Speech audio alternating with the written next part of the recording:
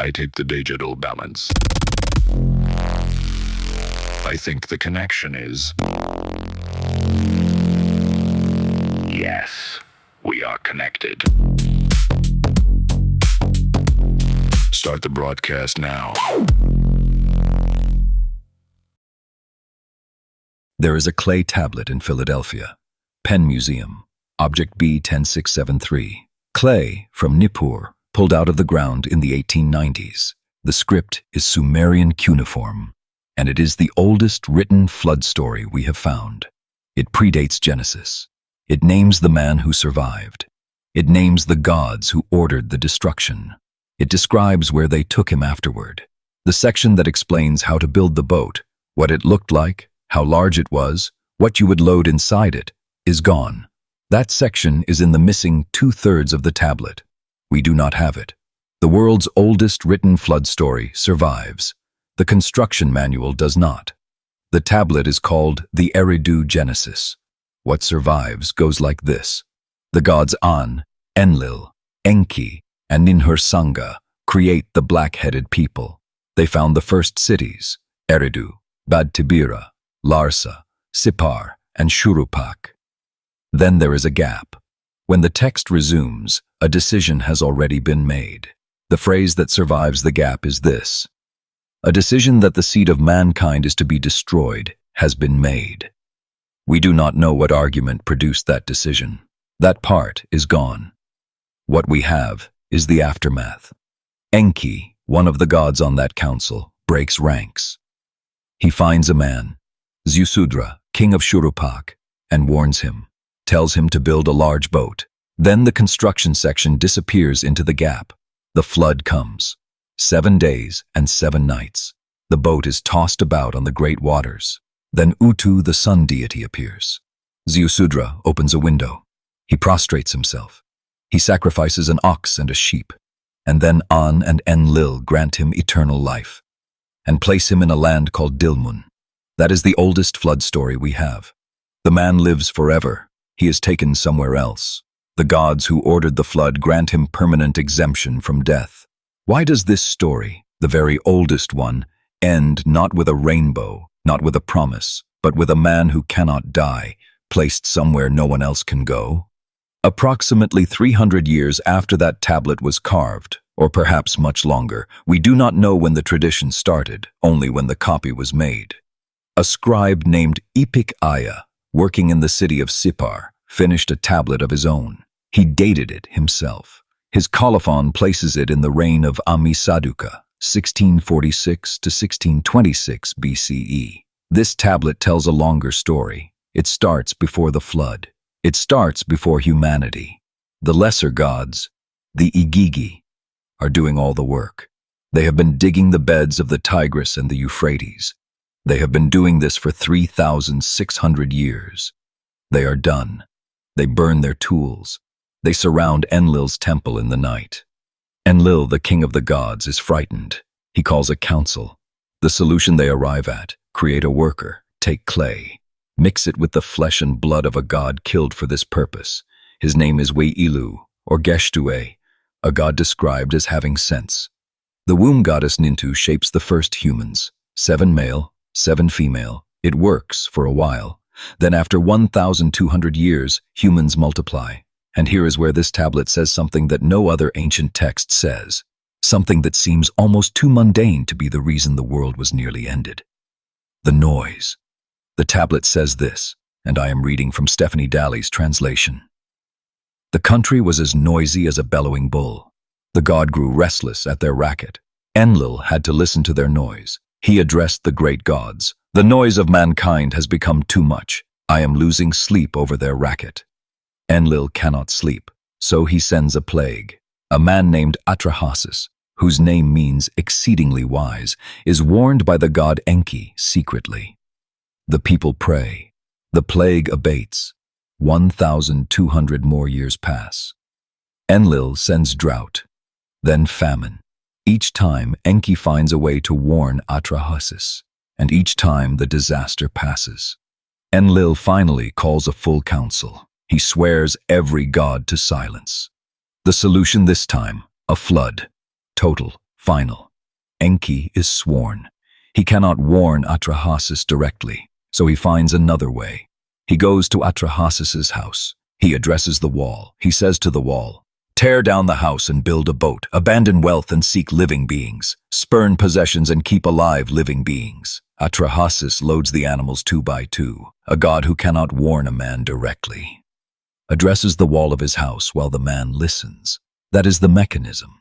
And the reason for the flood, the reason the world was drowned, was that there were too many people making too much noise for a god to sleep. Is that mythology? Is that memory? What is that? December 3rd, 1872. A man named George Smith, an assistant at the British Museum, stands up in the middle of reading a tablet he has just translated and, by the account of those present, runs around the room in a state approaching ecstasy. He has just read something that had not been read in over 2,000 years. He sits back down. The tablet is K3375.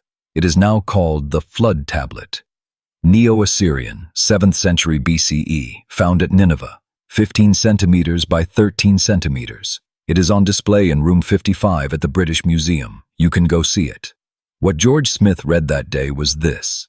A king named Gilgamesh, having watched his best friend die, goes looking for the one man who survived the flood, because that man was granted eternal life, and Gilgamesh wants to know how. He finds him. The man's name is Utnapishtim, and Utnapishtim tells him the whole story. The great gods Anu, Enlil, Ninurta, Ennugi, and Ea meet in secret council. They resolve to destroy humanity. No reason is stated. Enlil simply wants it done. Ea, sworn to secrecy, goes to the wall of Utnapishtim's reed house. He speaks to the wall. Utnapishtim listens through it. Tear down the house, build a boat, load the living things. The boat's dimensions are given precisely. Every wall, 120 cubits, every side equal. A perfect cube, 6 decks, 7 levels, 9 compartments, caulked with bitumen. The storm comes, and now I want to read you what the tablet says happens to the gods. The gods were frightened by the flood, and retreated, ascending to the heaven of Anu. The gods were cowering like dogs, crouching by the outer wall. Cowering like dogs. These are the gods who ordered the flood. And then this, Ishtar wails over the dead. The olden days have alas turned to clay. No sooner have I given birth to my dear people than they fill the sea like so many fish. The Anunnaki gods are weeping with her. After the storm, Utnapishtim's boat runs aground on a mountain. He releases a dove. It returns. Nowhere to land. A swallow. It returns. A raven. The raven does not come back. He makes a sacrifice on the mountain. And here is the next line. The gods smelled the fragrance. The gods gathered like flies over the offering. Gathered like flies. These are the gods who ordered the extinction of all human beings. And when the sacrifice smoke rose from the survivors' fire, they swarmed it, like flies, because they had not eaten since the flood, since the humans who had been feeding them were gone. The gods who destroyed humanity almost destroyed themselves. That is not the legend. That is K3375, British Museum, room 55. You are welcome to verify it tonight. Now, Genesis 6 through 9. The reason for the flood is different, entirely. Genesis 6, verse 5. God saw that the wickedness of man was great in the earth, and that every intention of the thoughts of his heart was only evil continually. Not noise, not overpopulation, moral wickedness. This is a distinct stated reason that appears in no Mesopotamian text. The boat, the ark, is different. Genesis 6, verse 15. 300 cubits long, 50 wide, 30 high. A long rectangular barge. Gilgamesh Tablet 11. 120 cubits on every side. A perfect cube. Both figures are in their respective primary texts. They cannot both describe the same original object. The cube and the barge are not the same vessel. And within Genesis itself, this is something most people do not know. There are 2 different flood durations. Genesis 7, verse 12, rain for 40 days and 40 nights. Genesis 7, verse 24, the waters prevailed on the earth for 150 days. Both figures are in the canonical text, in alternating blocks. Scholars who work on the documentary hypothesis, Julius Wellhausen's framework, 1878, identify these as two separate source documents woven together into a single account, the J source and the P source, and the animals. Genesis 6, verse 19, two of every sort. That is the P source. Genesis 7, verse 2, 7 pairs of clean animals, 1 pair of unclean. That is the J source. Both commands given to the same man, in the same story, in the same book.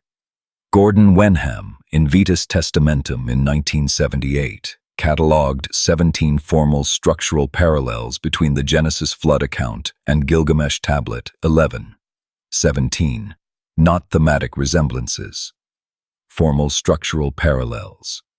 Genesis gives a different reason for the flood than Atrahasis, a different boat shape than Gilgamesh, a different flood duration than both, and yet 17 structural parallels connect it to Gilgamesh alone. What is the relationship between these texts? What is the source they are all, separately, reaching back toward? Let me put all 4 on the table at once. 4 texts, different languages, different centuries, different cultures. Here is what they all contain. A divine council decides to destroy humanity by flood.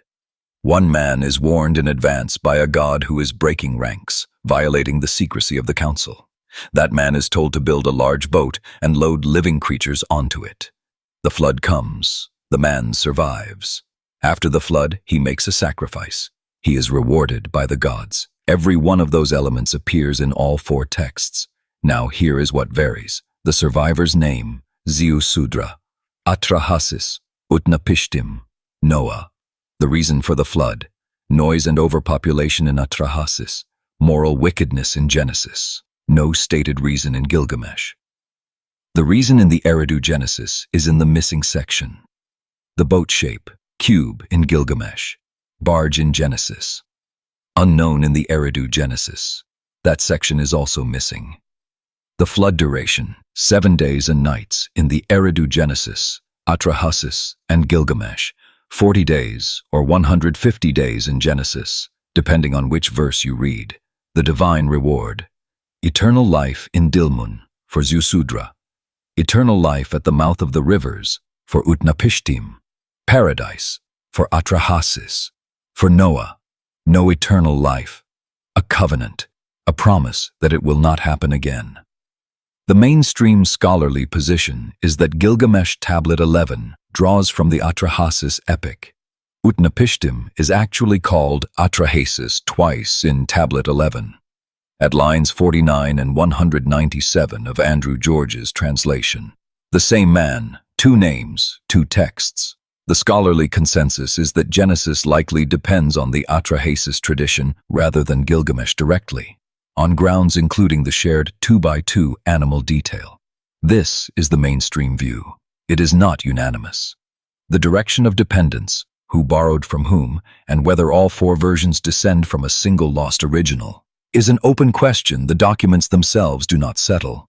The parallel is documented. The chain of transmission is not. All 4 texts share a skeleton. Each text changes the flesh differently. Different names, different reasons, different dimensions, different endings. Are they 4 imperfect copies of one original story, or 4 separate accounts of one original event? The documents cannot tell us. They can only show us what they share and where they diverge. Back to Atrahasis. Tablet 3. The flood is over. The gods are hungry. There are no humans left. No offerings. No food. No sacrifice. Atrahasis makes his offering on the mountain, and the gods, as in Gilgamesh, smell it and swarm it. Enlil arrives furious. Someone survived. He confronts Enki. Enki admits he warned Atrahasis through the wall. And then, and this is the part the popular version does not tell you, Enlil agrees to a new plan. If the problem was overpopulation, too many humans making too much noise, then the solution after the flood cannot simply be, let them breed again. They will be back at the same number in 1,200 years. and Enlil will be losing sleep again. So Enki and Enlil design the new human order. They build the solution into the race itself. In addition, let there be a third category among the peoples. Among the peoples, women who bear, and women who do not bear. Women who cannot bear children. Demons, the Pashitu, who snatch infants. A class of women consecrated to the gods who must remain celibate for life. Infertility, infant death, mandatory celibacy, engineered into the new humanity to keep the population manageable. The flood did not solve the problem. They had to redesign the species. The version you may have heard says the Babylonian gods repented and promised not to do it again. What the tablet actually says is that the reason they agreed not to flood the earth again was that they nearly starved to death without the humans who had been feeding them, and that their permanent solution was to build infertility, infant death, and mandatory celibacy into the new human race. That is in the document. Tablet 3, British Museum, BM 78941. Now, there is a reading of all of this that you may have encountered. It has been encountered by millions of people. In 1976, a writer named Zecharia Sitchin published a book called The 12th Planet. Sitchin read the Atrahasis epic, the Epic of Gilgamesh, the Eridu Genesis, the same tablets I have been citing throughout this video. And he arrived at a very different conclusion than the academic field. His argument, stated plainly, the Anunnaki were not mythological gods. They were extraterrestrial beings from a planet he called Nibiru, a supposed 12th planet with a 3,600-year orbit. They came to Earth to mine gold. They needed workers. The creation of humanity passages in Atrahasis. The clay mixed with the slain god's flesh and blood. Sitchin read as a description of genetic engineering. They made us. The flood was a deliberate reset of a workforce that had gotten out of control. Enki's warning to Atrahasis represented a faction of the Anunnaki who dissented. He presented the tablets themselves as his primary evidence. Here is what the tablets actually say about the key claims. The term Nibiru appears in Babylonian astronomical texts, specifically the Mul-Apin tablet. In those texts, it names the planet Jupiter, or sometimes a crossing point in the sky. No cuneiform source identifies Nibiru as a planet beyond the known ones. The Sumerians' own astronomical records document 5 planets, plus the sun and moon. No 12th planet appears anywhere in the cuneiform record. The creation of humanity passage in Atrahasis uses standard Mesopotamian idiom for human creation. Clay, divine substance, the womb goddess. No terminology in the text parallels the language of genetic engineering. There is no equivalent concept anywhere in the cuneiform record. The reason for the flood in Atrahasis is stated noise, overpopulation. No text states it was human rebellion against extraterrestrial authority. The mainstream scholarly position on Sitchin's work. His key translations of Sumerian and Akkadian terms are not supported by the cuneiform lexical record. The field classifies it as pseudo-archaeology. No peer-reviewed cuneiform scholar has published a defense of his core translation claims. Sitchin had, and still has, an enormous popular following. The Earth Chronicles series sold widely. The ancient astronaut reading of these tablets is probably the most widespread reading of them on Earth outside the Academy. It is worth understanding what Sitchin actually argued and what the documents he cited actually say. They are not the same. Does Sitchin's reading hold up against the tablets? The cuneiform record says it does not, on the specific factual claims. But there is a separate question the tablets themselves leave open. Is a story about gods creating humans, gods deciding to destroy humans, and gods arguing among themselves about whether to save them. Is that mythology? Or is it something else?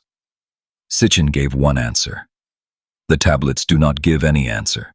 They just say what they say. 4 civilizations, different languages, different centuries. No documented contact between the earliest of them. They all remembered a flood, a council that decided to destroy humanity. One man warned in secret. A boat, the animals, the sacrifice on the mountain, the gods in the aftermath. The oldest version we have, B10673, Penn Museum, the Eridu Genesis.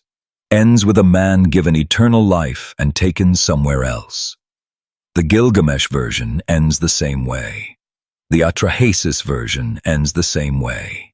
Then Genesis, and the eternal life is gone. The survivor is there, he is alive, the covenant is made, but he does not live forever. He grows old and he dies. The three older texts agree that the survivor was taken out of the human world entirely and does not die. The one that came later, or was written down later, removed that. Why does every version of this story in which the survivor lives forever, except the one that came last, grant him permanent exemption from death? What did the oldest versions know, or remember, or decide to include that the later one decided to leave out? The reason for the flood is in the missing section of the oldest tablet. The construction manual for the boat is in the missing section. The argument the gods made before they decided to destroy everyone. That is in the gap. 3,000 years of stone and clay.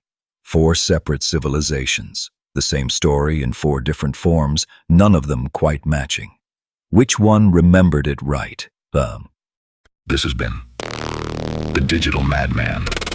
If you enjoyed this, please share it, subscribe, and smash the like button so we can get the algorithm to pick it up. Thank you, and I will speak with you next time.